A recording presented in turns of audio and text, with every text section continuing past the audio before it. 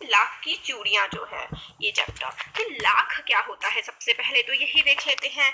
तो ये ना एक लाल रंग का एक पदार्थ होता है, एक सब्सटेंस होता है रेड कलर का, जिससे चूड़ियां बन सकती हैं और भी बहुत सारे डेकोरेटिव मटेरियल्स इससे बनते हैं। तो चैप्टर में देखिए क्या है, इस पार्ट में जो लेखक है ना वो ये दिखाना चाहते हैं कि जो प्रेजेंट टाइम है वहाँ पे मशीनीकरण, मतलब इतना ज़्यादा मशीनों का लोग इस्तेमाल करने लगे हैं, इंडस्ट्रियलाइजेशन हो गया है, इसका प्रभाव हमारे जीवन पर और बहुत सारे लोगों के जीवन पर कैसे पड़ा है। हाथ से काम करने वाले कारीगर जो है, जैसे कि इसमें बदलू है, बदलू अपने हाथों से लाख की चूड़ियां बनाते थे। तो मगर उनका जो कार्य, जैसे कि इंडस्ट्रियलाइजेशन बढ़ा, कांच की चूड़ियां बहुत ज्यादा बनने लगी, तो इनका जो लाख की चूड़ियों का व्यापार बहुत ज्यादा कम हो गया। जो हाथों से बना काम करने वाले कारीगर हैं वो बेरोजगार होते जा रहे हैं, और समय के साथ साथ उनके जो पैतृक धंधे थे, मतलब जो उनके दादा परदादा जो काम करते आ रहे थे वो काम उनसे छूटता जा रहा है। हथकरघा उद्योगों का स्थान मशीनें तेजी से लेती जा रही है। हथकरघा मतलब जो हाथ से कुछ लोग किया करते थे उनका स्थान जो है वो मशीनें लिए जा रही हैं। तो इसमें चैप्टर में हमें बताया गया है कि लेखक जब छोटा था तो हर साल वो अपने स्कूल की, जब उसकी गर्मी की छुट्टियां पड़ती थी ना, तो वो अपने मामा के पास जाया करता था। उसी गांव में एक बदलू नाम का व्यक्ति रहता था जिसे वो बदलू काका कहता था। और बदलू काका क्या करते थे, बदलू काका पेशे से चूड़ियां बनाने का काम करते थे। किसकी चूड़ियां, लाख की चूड़ियां। उनकी बनाई चूड़ियां उस समय बहुत ज्यादा प्रसिद्ध थी, और उसके गांव के साथ साथ दूसरे गांव की स्त्रियां भी बदलू से ही चूड़ियां खरीदने आया करती थी।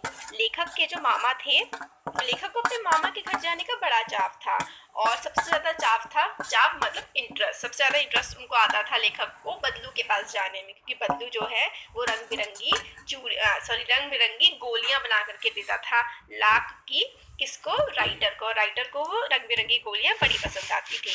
ये गोलियां जो थी सभी का मन मोह लेती थी। बदलू अपने मकान के सामने एक बड़े से आंगन में एक नीम के पेड़ के नीचे अपना काम करता था। ठीक है, अपने घर के आगे आंगन में नीम के पेड़ के नीचे बदलू अपना काम किया करता था। पास में एक भट्टी चलती रहती थी, और उस भट्टी में वो लाख को पिघलाता था, और कई प्रक्रियाएं पूरी करते हुए, बहुत सारे लाख पिघलाई, फिर चूड़ी बनाई, है ना, तो कई सारी चीजें पूरी करते हुए वो अपना काम समाप्त करता था चूड़ी बनाने का। ठीक है, गांव में बदलू अपनी बनाई चूड़ियों को पैसे से ना बेचकर बदले में अनाज लेता था। तो मतलब आजकल क्या है, जैसे कि पैसे दो और फिर सामान ले लो, तो वो ऐसे वो बाटा सिस्टम चलता था। वस्तु विनियम, वस्तु विनियम शब्द इस चैप्टर में आया है। तो वस्तु विनियम के सहारे वो काम किया करता था बदलू, मतलब पैसे नहीं लेता था, चूड़ी बेचता था तो अनाज ले लिया, जैसे गेहूं चावल ये सब लिया करता था। बद्दू कभी किसी से लड़ता झगड़ता ना था, कभी कभी जिद्दी अवश्य हो जाता था। जैसे जब भी कोई विवाह के लिए चूड़ियों का जोड़ा लेता तो वह उनसे मनमानी चीजें वह पैसे लेता। वैसे तो बहुत ज्यादा पैसे, कभी पैसे नहीं लेता था, अनाज के बदले चूड़ियां देता था, पर जब शादियों का माहौल आता था, शादियों का टाइम आता था, तो मनमाने पैसे भी लेता था और सामान भी वो ले लिया करता था। इसके अतिरिक्त प्रेम भाव उसमें अत्यधिक भरा था, मतलब बहुत ही अच्छे से सबके साथ वो रहता था। जब भी लेखक उससे मिलने जाता तो वह उसके लिए विशेष रूप से मलाई बचा कर रखता था और आम भी खाने को देता था।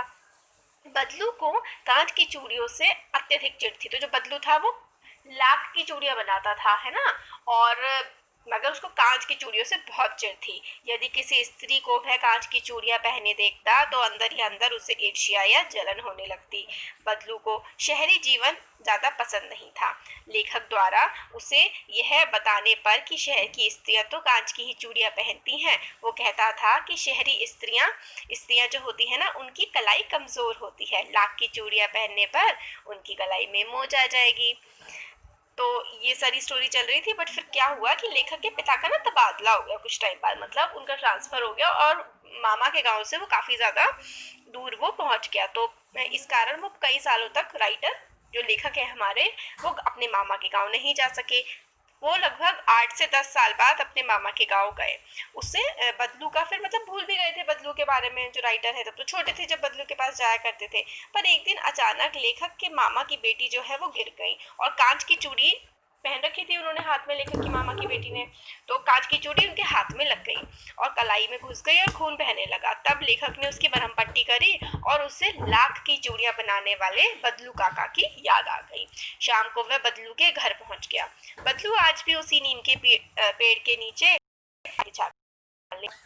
लेखक द्वारा अपना परिचय देने पर उसने पहचान लिया, क्योंकि बहुत टाइम हो गया था तो बदलू भूल गया था लेखक को, मगर लेखक को मतलब पहचान गया वो जब लेखक ने अपने बारे में बताया। तो अब बदलू का शरीर जो है वो काफी ज्यादा पतला हो चुका था। दमे की तरह खांसी भी उसे आती थी, मगर दमा नहीं था, ठीक है, तो बस खांसी आया करती थी।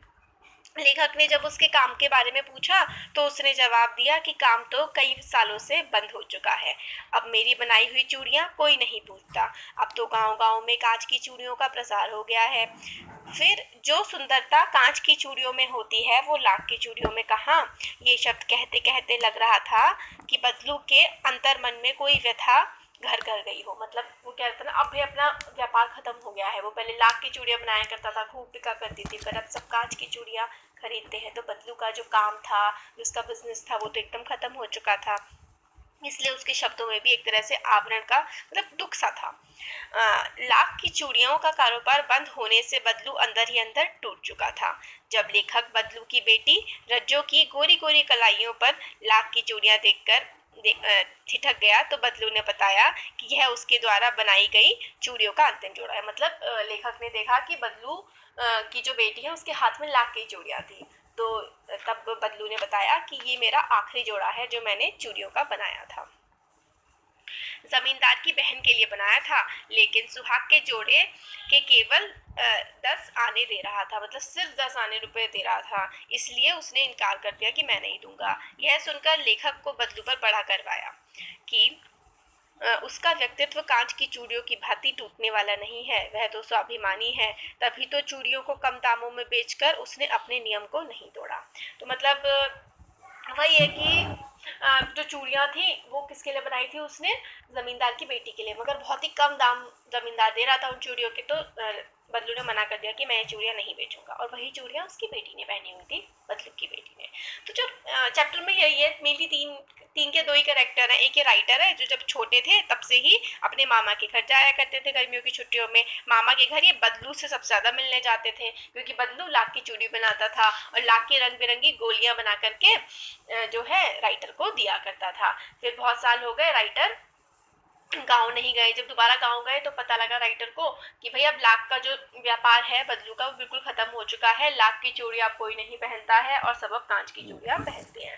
तो इस चैप्टर के माध्यम से हम लोगों को ये बताया गया है कि मशीनें जो आ गई हैं, ये जो इंडस्ट्रीज हैं, इन्होंने जो छोटे छोटे अपने मतलब काम करके जैसे कि जीवन यापन चलाया करते थे, जैसे कि पेंटिंग करने का काम है ना, वो छोटे छोटे काम, इन लोगों का व्यापार बिल्कुल ठप हो चुका है और इनकी जिंदगी में काफी ज्यादा गरीबी आ गई है। यही इस चैप्टर में हमें बताया गया है।